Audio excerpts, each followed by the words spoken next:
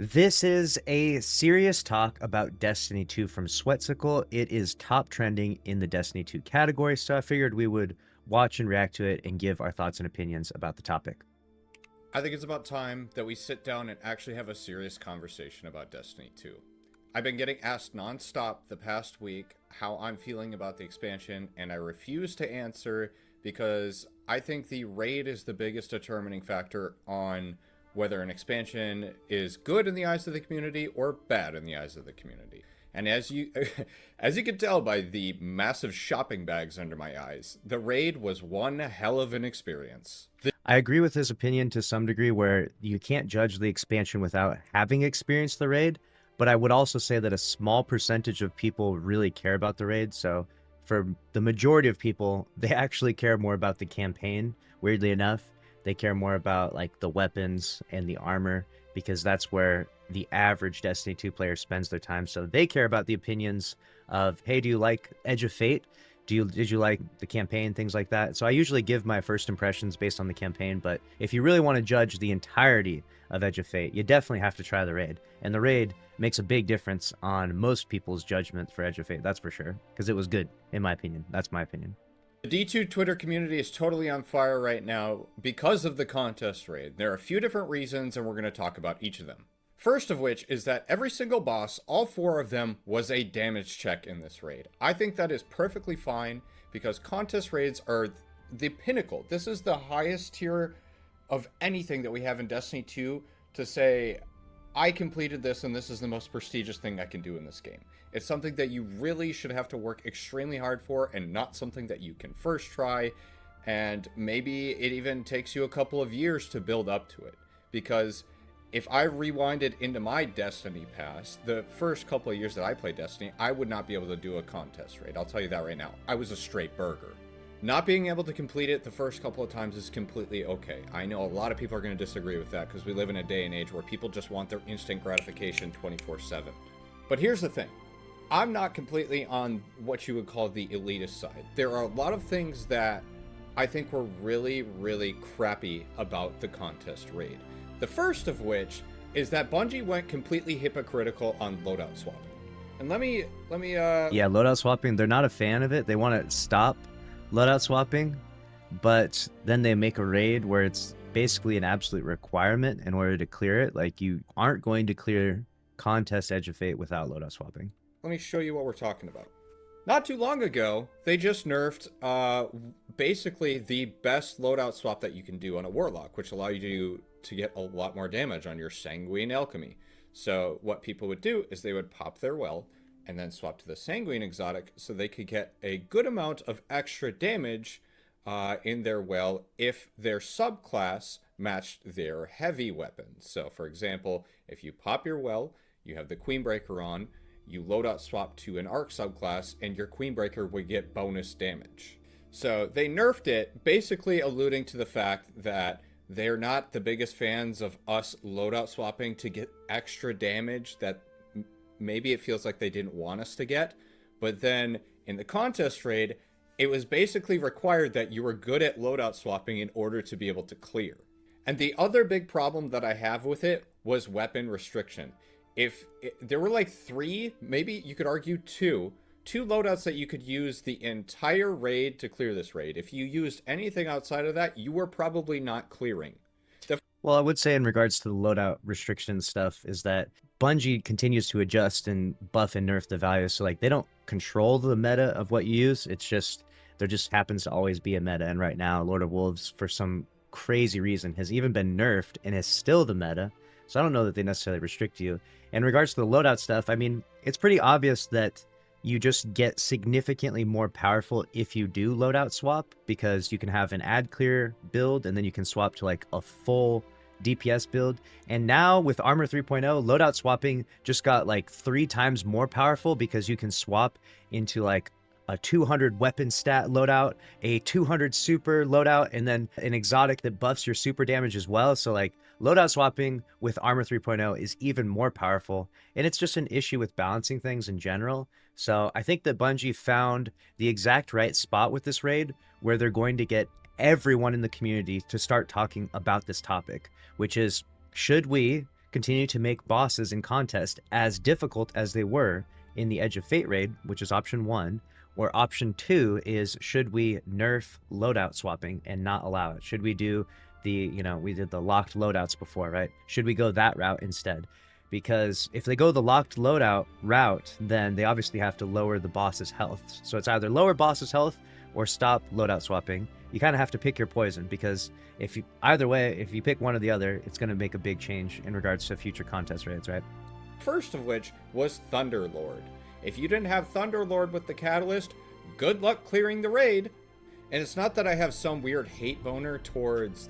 I guess that is a pretty fair criticism. If you didn't have Thunderlord with the catalyst, you probably wouldn't be able to clear the raid, but at this stage in the game, everyone should have Thunderlord.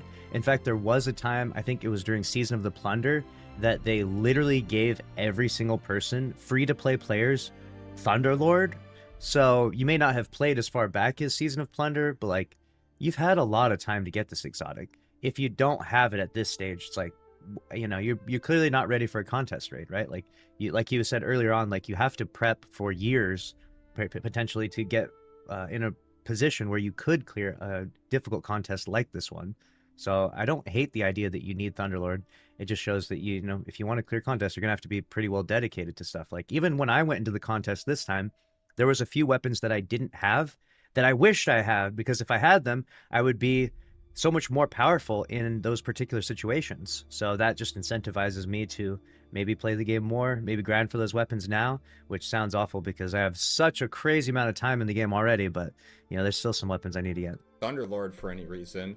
I think it's more the fact that this is a weapon that's over a decade old in Destiny's history, and it's one of two things that's meta for this raid that you could use to clear it on contest mode. And it doesn't really require any real skill to use it either. You literally just stood there and held mouse 1 and aimed at the boss, and Thunderlord would do the rest of the work. And I honestly... So that's fair criticism, which is that the weapons that you're using against the bosses were pretty easy to use, like you just point and shoot. But part of the reason I think why maybe the meta has been pushed this direction, whether it was intentional or not, is because right now those bosses were actually really hard to, like, sometimes you're shooting a wyvern or people have like funky crits on them and stuff. Like I think that if it was like the meta was like a high precision weapon, that's even more difficult to pull off, or things that require a ton of like rotations where you have to like shoot your kinetic, shoot your energy, shoot your power weapon, throw ability, pop prismatic, pop super. You have to do all these things, right? That would make this whole situation even more difficult, right? Like imagine you could only clear if you can pull off the absolute craziest like speedrunner optimized rotation involving like having multiple god roll weapons, having 5 different loadouts. Like that sounds infinitely more worse to me than shooting Thunderlord. Just put the Thunderlord in the bag and be happy. I honestly think the best representation of this whole thing was a meme that actually floated around the community well before the raid came out, and it was this one right here. That on the left is showcasing some sort of crazy weapon swap you can hit with like throwing your Silence and Squall, rocket, weapon combo deluxe, and hitting 3.2 million damage. And then those who just mouse one with Thunderlord hitting 3.3. And I honestly think that's probably what Bungie was going for here, was making a raid that was more mechanically challenging than anything. I do have a feeling that they knew what the meta was going to be for this, but hey, I could be wrong here. Point is that there needs to be at least a few more options that you can use to be able to clear this, because if you don't have 1 or 2 weapons that you didn't get for any particular reason, you're not able to complete the raid, I think that's really cringe. Well, there's a few different other like meta options that I saw people doing. Like I think some hunters have like some crazy grapple meta thing where they can like buff their melee up so much that it can do like 5,000 damage. They can do like the equivalent of like a missile titan damage with their melee, right? So it's pretty hard to get that going consistently, but there was some people doing things like that. And I would say that maybe contest raids aren't for these crazy rotations. Like I'll go back to this image that he had here. He had this image on screen. Like maybe contest raids aren't for this style of play. Like contest raids maybe can be really difficult mechanically and very challenging, and we can have simplistic play. But if you want to go do like a speed run, right? If you want to go do a low man, then yes, you're going to need this, in order to pull that off. Cringe. On top of the whole weapons thing, they just overhauled the entire stat system. And we quickly found out that All the stats besides weapon and super do not really matter at all. That is extremely fair. Weapons and super are so much more impactful than everything else. In a high-end setting. If you didn't have at least 100 super, you weren't building multiple supers per damage phase with your Thunderlord. And that also ties in with all the work that we did before the DLC came out. If you looked in the Twitch directory a week before the expansion came out, you probably saw every streamer and their mother literally just farming the Grasp of Avarice master boss. And the reason that people were farming this is so that they could get stat rolls that you can't currently get anymore. And this includes being able to maximize your weapon and super stat at the same exact time. And to even go deeper into the rabbit hole was also the reason that people were farming exotics before the expansion came out, so that they could get closer to 200 weapon and 200 super stat on their damage loadout builds, which currently on the exotics that really help you push towards that, you can't get those rolls anymore. The best way So just to talk about that point for a moment, it isn't necessarily a bad thing that you gave players something to do. Like Bungie gave us like this new system, and then everyone sort of analyzed it and then min-maxed it and decided, okay, we need to now focus farm on this thing. Like it's not necessarily a bad thing. Like you give the hardcore players something to grind for at least, you know. Imagine this whole new system drops and everyone's just sitting around like, well, I don't even know. Why should I even play right now, right? At least there was something to do.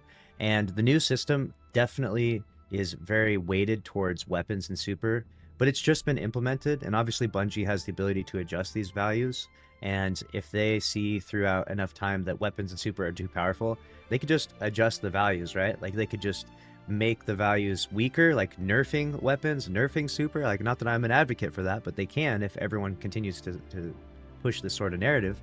And alternatively, what they can also do is buff the other stuff, you know, like they could make health.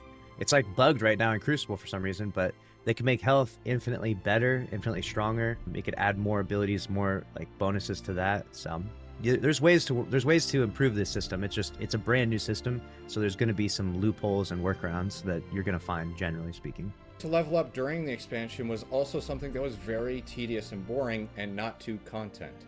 You had people running the Encore mission on repeat. I think myself personally, we probably did at least 30 hours of Encore for just leveling for the raid. Did you need all those levels? No. Let me clarify why exactly people are running it.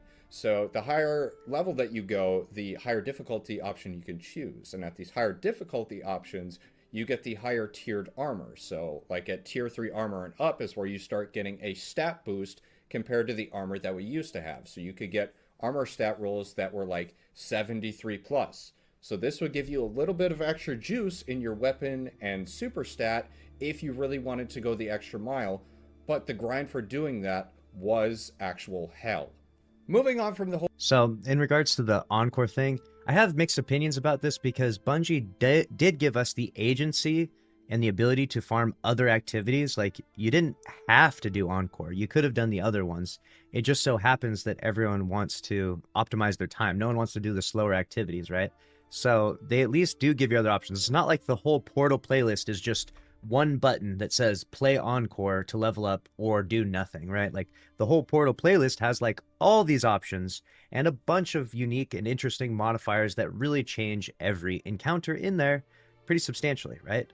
But it just so happens that, you know, when all you care about is leveling up and all you care about is getting to the maximum stats on your armor sets, like he's talking about, as fast as possible, then you're just going to pick the fastest route, right? But there were other options there, you know, like, to Bungie's credit, right? It would be nice if all the options were like as close as possible and equal as possible in terms of time investment and reward, but we're not quite there yet. Again, the system's brand new. They're going to have to work out some of the kinks. Encore had to get disabled like twice in the process. That shows you how, you know, buggy and how difficult it is launching new systems like this.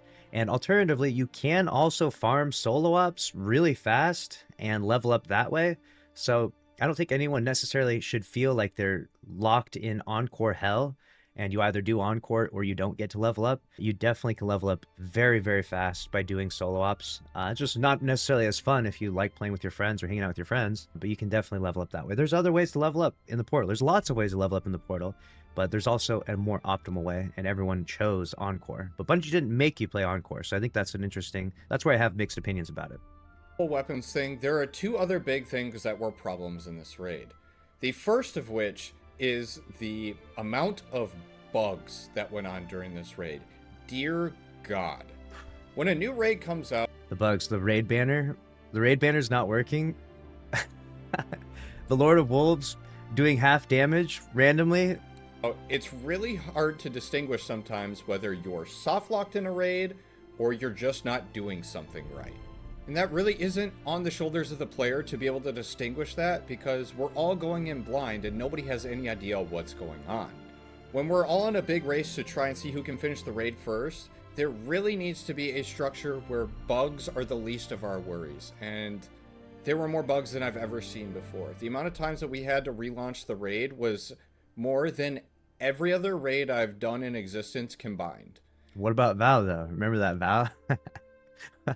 Because every so often, players would have, like, the rounds per minute of their weapons just randomly, like, change to, like, one bullet. We had one of our teammates was, like, reloading his tractor cannon one bullet at a time. And then the other thing is that sometimes the rally banners, which are supposed to give you full super and weapons, just wouldn't give you your super.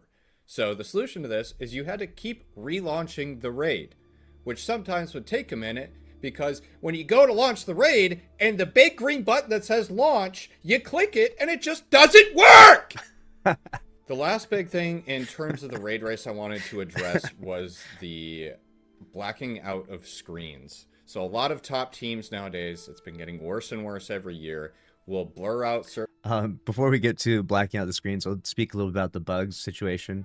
I think that bugs in Destiny 2 are always unfortunate, and I always want Bungie to do a better job at QA. We do know that after the massive layoffs, there's only one guy in QA, and he's working really hard. I'm sure he's probably just sweating, profusely during the raid race, but we can't put too much on him. Okay, he's a hardworking individual. He's the one and only guy in QA, and I wish that Bungie could do a better job of it, but there's just so many moving parts in Destiny 2 that it's very, very hard to mitigate all of these bugs.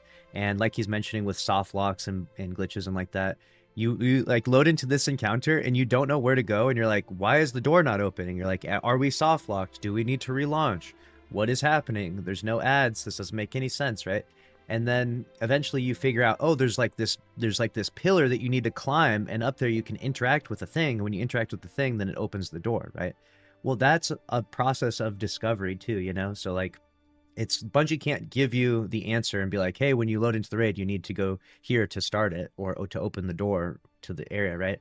That's a part of the discovery, right? And you have to experience that. And unfortunately, it can feel like I think we loaded in and we were immediately convinced that we were soft locked, because we loaded in, we ran forward, we cleared the ads, and then we just started running down this like pathway, because we're like, this is a long, lengthy pathway with a bunch of obstacles. It must be the right route.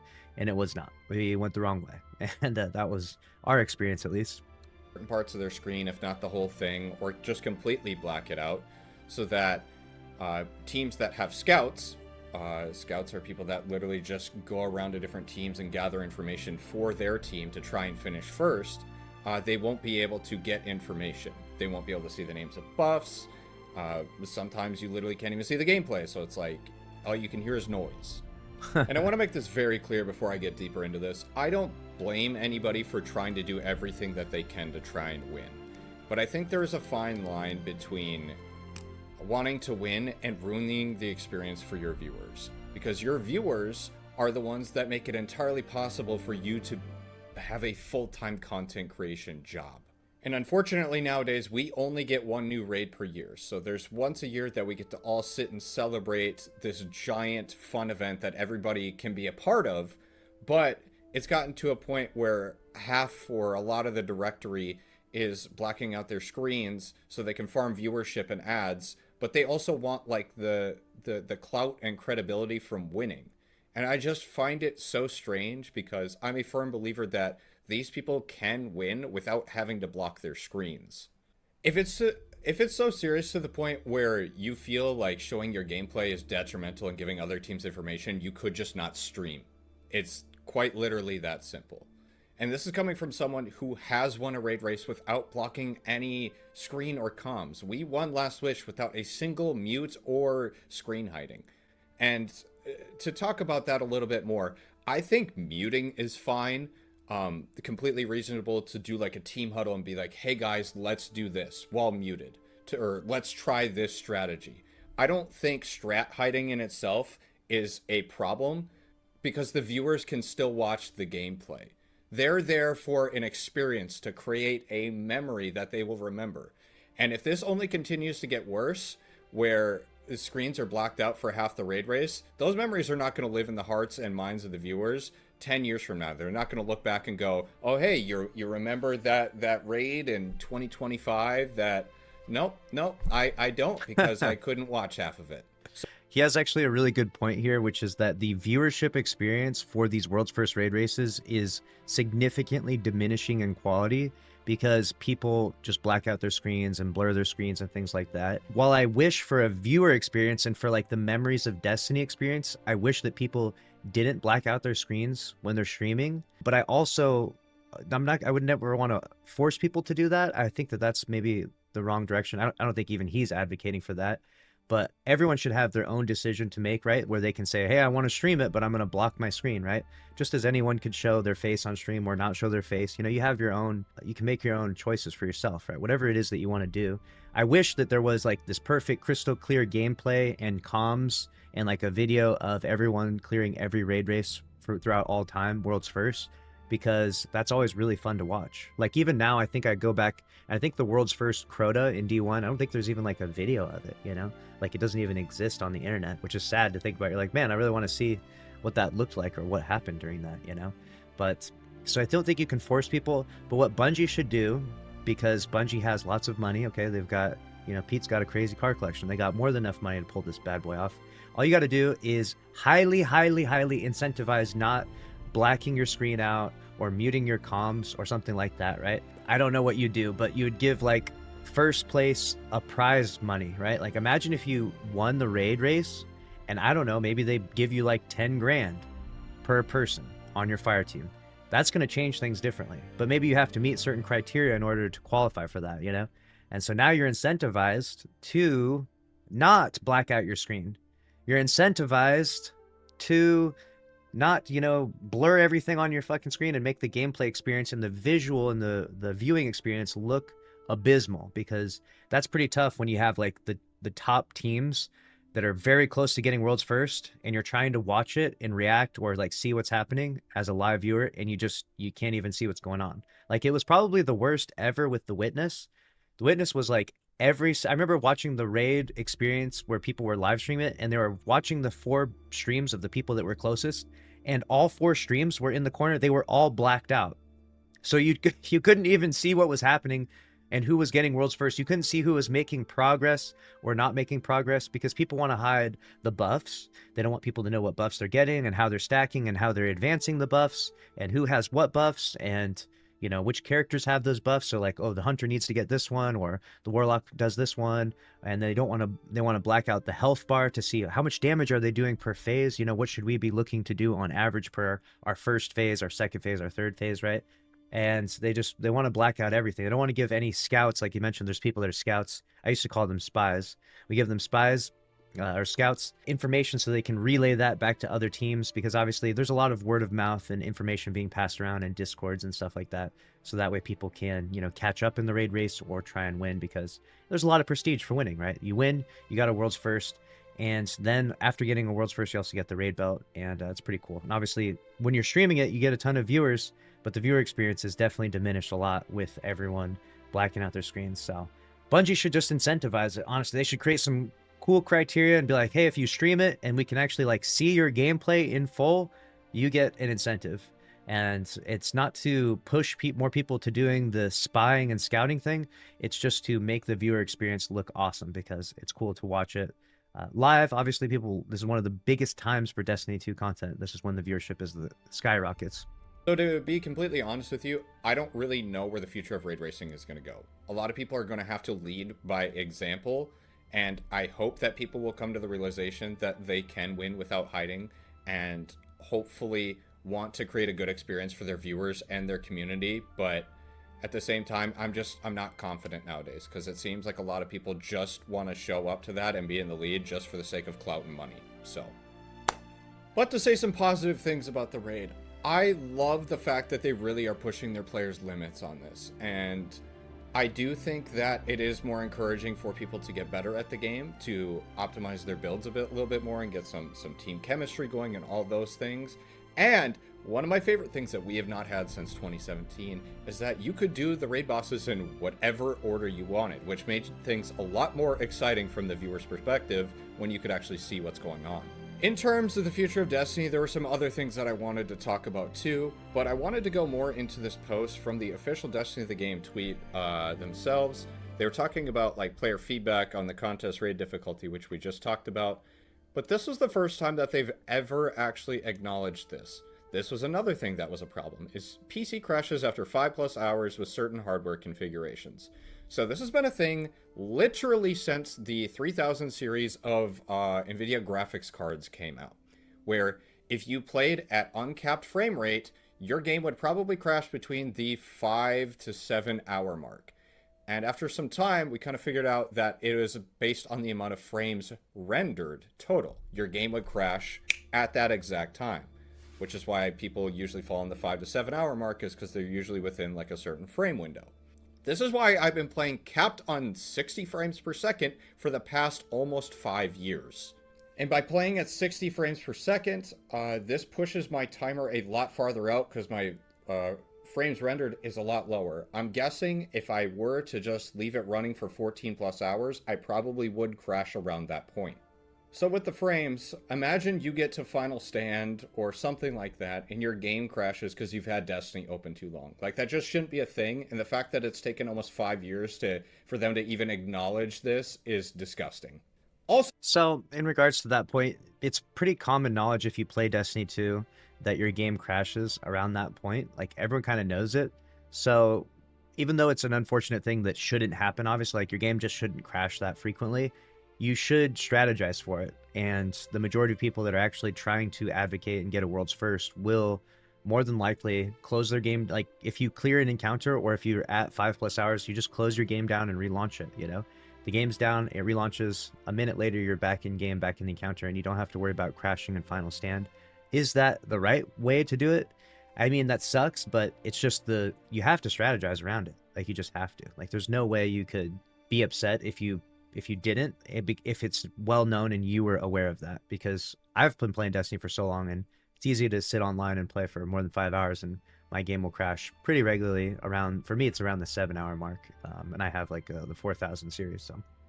So with frames, there's a thing in Destiny, this is an engine-related issue, that the amount of damage that you take in-game is related to how many frames per second you're running. This also used to be true with 1000 voices. You would do more damage the frames that you had. That's fixed. But there are other things in the game that are frame-related that they just really haven't acknowledged up until this point. Has it been like super common knowledge? Maybe not, but the crashing related issue definitely has. And for the expansion, more as a total, besides the raid, that I think overall was a really positive experience for myself personally. I haven't gone back through and played it on normal mode yet, but I was pretty impressed with the raid for the most part. The rest of the expansion though, debatable. I agree with the raid analysis. I think this was probably peak raid in Destiny 2. This was like, even though it was a 4 encounter raid, not a 5, I think that this was probably one of the most well put together raids, regardless of glitches and stuff. I'm saying in terms of like the quality of the encounters, the mechanics, the movement required. You know, it's not like a stand and point and shoot at the boss's crit while they stand still type of moment. It's like very dynamic, a lot of movement. It was actually really cool. Super wowed by the campaign. The 9 story is something cool that I've always wanted them to do. I don't know why they waited this long to do it. I would say I was intrigued by the story for the first time in a long time. The cutscenes in the campaign, though, were absolutely exceptional. Aside from that, though, I don't really know what the incentive is now to go back and farm things like tier 5 armor now that the raid race is done. We have So the incentive for farming for tier 5 armor now that the raid race is done is to level up your gear so much so that you're ready for the epic version of the raid and everything beyond that, because obviously tier 5 is the new system and it's going to stay tier 5 for a very long time. So like once you get to that cap, once you get to the power cap and then finally get all those really good tier 5 drops, then you're just, that's the power fantasy grind, right? Like you'll just be so much more powerful when you do any activity. have the epic version of the raid coming, I believe, in the September Ash and Iron update, where they're going to add a new encounter to the raid. But is there really a point for me to go back and farm that tier 5 armor for a few extra stat points? I just really don't feel the motivation to do so, personally. I mean, I would think you would feel very motivated after how difficult that last raid was. Like, if you just did that last raid and it took you like 20 plus hours to clear it or more, that should incentivize you even more to be like, yeah, I should min-max my character and my account as much as possible so that way the next time something like this drops, I'm ready, you know? Like, he just talked about how important it is to have stats like weapons and super, but then he's not particularly interested in getting the tier 5 armor to have maximum super and maximum weapons. Like, that doesn't make any sense to me personally, but, you know, it doesn't matter that much. Like, you'll be fine with tier 4 armor. Like, you'll be fine with tier 3 armor. It's not like gonna ruin your chances of ever getting a world's first necessarily, but it's like you will just be that much more powerful. So, and when it really matters, when the raids are getting so much harder, every little minute powerful thing you can do means so much more now, right? Like, just like you mentioned with Thunderlord, right? Imagine you loaded into this raid and you're like, oh, I don't really care to grind for all the exotics in Destiny 2, and you just so happen to be missing a few of them, and one of them is Thunderlord with the Catalyst, right? Well, in that situation, you would be really hating life trying to complete the Edge of Fate, right? Which creates a weird FOMO where you're like, I have to do everything in order to be powerful enough to clear the contest, and you have to become a real grinder, which I don't necessarily like the idea of FOMO, but it's kind of a necessity to have aspirational and difficult contest raids like we have just seen. I think I'm probably just going to lean more towards like the fun challenge content that we've been doing on this channel for a little bit over a year now. You guys seem to be enjoying that more than just like the fun highlights where we hang out and grind the new stuff. It doesn't really seem like a lot of new people are interested in the like new leveling system or anything like that. So as far as the future of Destiny is concerned, I'm really unsure of how much longer the franchise will last, because we've been getting less and less content year over year. The community sentiment hasn't been great. And people on Twitter have been pocket watching the player numbers on Steam so hard. I find it so strange. Is it indicative of people are getting tired out by Destiny? Yes, but they're using that to draw these crazy conclusions. I still want to enjoy it as much as possible and just make the fun videos that I actually enjoy making. I don't want to push myself to make videos that I don't enjoy making. Along with that, I just wanted to let y'all know that I have streamed almost 300 hours of Destiny this month, and that includes like the pre-expansion grind to get ready for this raid. So coming up after the raid hype has died down a little bit and we get some challenges filmed, we will be planning to do a variety month where I tried some games that I've never actually played before. Like a couple of things on those lists are like Dark Souls 2, Cyberpunk. We're having Silk Song later this year that I'm super pumped about. I just played Hollow Knight for the first time last year, I believe. Anyways, I just wanted to give y'all an update on how I think things are feeling with Destiny right now that the raid is finally done. There's a lot of mixed emotions, and it always seems like people hate the game on Twitter 24/7, no matter if something good happens or not. I don't really know. That's why I try and stay off Twitter now. But we'll just take things one day at a time, hope for the best, plan for the worst. Let's just try and have some fun. Thanks for watching. Okay, there it is. That is Sweat Skull's video in regards to a serious talk about Destiny 2. I think he had some good points. And as in regards to the population declining and people pocket watching it, it is an important analysis to see where the population is going, because, you know, no one wants to be a part of a game that's dying, because a game that's dying means that all of the time investment you're putting into said game is going to eventually be gone or meaningless. Like, imagine you invested a ton of time into, I don't know, Anthem, right? And then the game shuts down. You're gonna be like, well, that was a waste of my time, right? Like everyone wants a return of their investment. Like you want to invest your time in Destiny 2 and know that this game's going to last, right? This game's going to be around 10 years from now, because that's a cool feeling. It's a cool feeling knowing that you jump into Destiny 2, you play for a little bit, maybe had fun, maybe got some good experiences, maybe have to step aside for a few weeks, months, years, whatever it may be, right?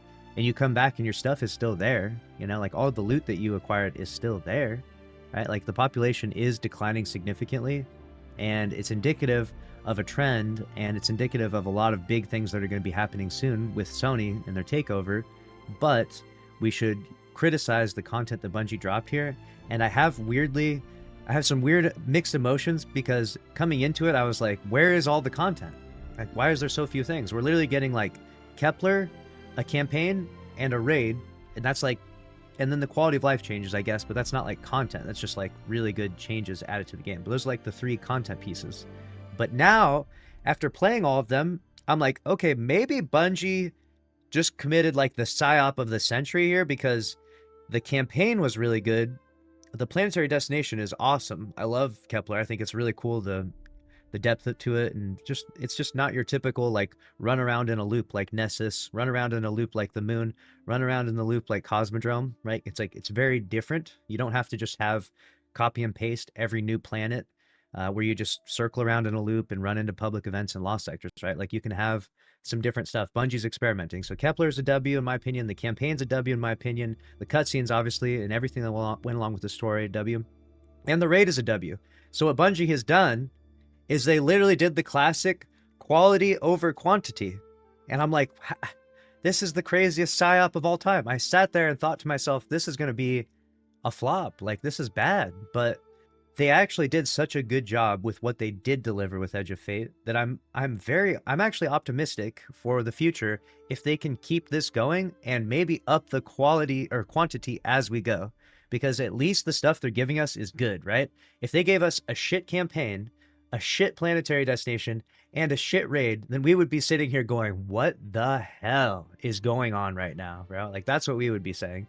But at least the stuff that they did give us, even though it was less than what we expected, is really quality stuff. And keep in mind that we're on a whole new content delivery system, so we should be getting a bunch of cool new things in just 6 months from now, rather than having to wait a full year. So this could be a good new system for Destiny 2. I'm really wondering what longevity looks like in the Edge of Fate, though, because the campaign is already over. Like, we did the campaign. We're used to the weekly cycle where every Tuesday at reset, there's like new discoveries, new dialogue, new advancements in the story. We're not doing that anymore. So now we're just left with, oh, that was the campaign. We did the whole thing, and that's the end of the story. There's supposedly like little advancements here or there. Like, I think when the raid comes out, the epic raid comes out, there will be some advancements, but for the most part, it's like, that was the narrative, you know? It's over, which is crazy to me that it feels so abrupt. I wonder what longevity looks like in this whole new world, right, of Destiny 2. I'm hoping that we can keep those population numbers up. You know, like I said, like, he ended it pretty optimistic. I want to end it optimistic as well, too. You can't help but be a little bit skeptical with where we started with Edge of Fate. So that's a good video from Sweatsicle. Let me know your thoughts in the comment section below, and make sure to subscribe. Smash the like button. We'll see you in the next one. Later.